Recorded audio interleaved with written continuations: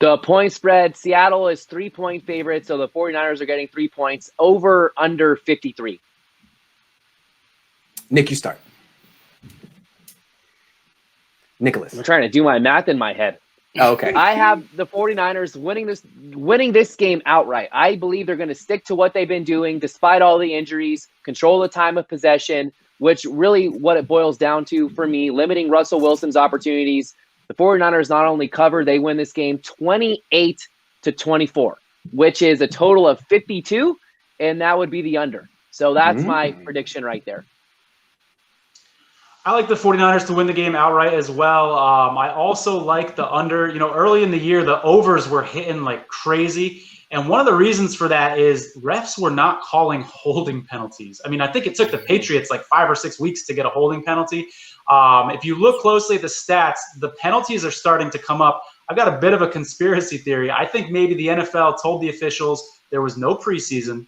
Let's decrease the penalties a little tiny bit early on so we have good-looking games. Let's keep the fans' attention in this crazy year with no fans in the stadium. And I think we're starting to go back to normal, and we're going to start seeing a lot more of these unders start to hit. And this is one of the higher totals of the week. I like the under here a lot. That was an A-plus answer, by the way. I'm learning so much about sports gambling from Tony. Really. Really. Seriously. Nice. Thank you very much. Yeah. So you better accept this. You better have a really good answer right now. No, you guys always make me go after Tony. You know how hard that is, and then we got Mav with his stats as well. I'm in the toughest. It's an all-star hot team seat right here. You are a hot Pro Bowler, so you hold your own. So I got the Niners winning outright as well. Sorry, keep going. I'm sorry. Dang. I know he's my friend, but the disrespect. He had 2 picks last week. Are you kidding? He's vindicated. Go ahead. All right, so I got the 49ers winning outright as well. I see everyone's been asking me, hey, Leo, do you think they're going to win? I don't know if they're going to win, but I think they should win, so I'm going to choose them to win. And I got them winning about 2 points. What was the over-under again? 53. 53. Okay, so I have the under as well. In a wild score, I'm not going to go with the generic score. 25-23 49ers in this one. Before I start off, to answer the earlier question, that 2012 game was a Sunday Night Football game. And if you remember Cam Chancellor took Vernon Davis out really early on that big hit. And they were without. Not saying that's an excuse for why they lost by 20+, but still, I just remembered that, and I wanted to throw that out there for people to reminisce. But you asked me for my score twice yesterday, Grant, and I said it, and I don't remember what I said. So I'm going to go with 27-24. I think that's what it was. I did ask you twice. I think it was 27-24, and that's what I'm going to go with. I think the 49ers are going to win. I think they control the line. I think JaMychal Hasty gets 18 touches, and I think there's a possible defensive touchdown. We haven't seen that in a while, but against the Seahawks we have. All right. So I said under. I think I have to stick with. I said that 3 minutes ago, so I probably shouldn't flip flop within 5 minutes. I'm going to say under. I'm going to say Niners 24, Seahawks 23. I think it's going to be tough to keep the Seahawks down on offense. I mean, you can do everything right, and they're still going to get to 20 points. But and I think that Pete Carroll's going to do the best job possible with what he's got.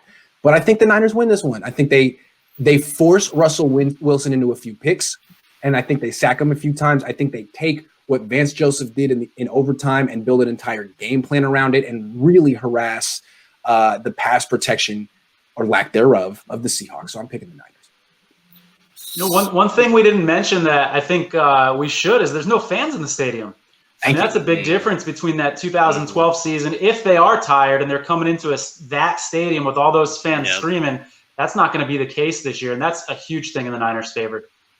It seems like they're better on the road than the Niners are better on the road than at home too. We've seen that, right? They stink at home. What? You said 24-23? I did. So you just price of right me? What were you? 25-23. How did you pick 25, dude? When do they ever? It's always a random number. It's a random number. It happens all the time. All the time. It does. I like that. Don't ask me how. Don't ask me how they're going to get 25, but 2-point conversion. I did price it. You have to hit it exactly to get credit. Otherwise, it's all me. I was the one. Hey, that's the key to sports gambling. I learned that from Tony.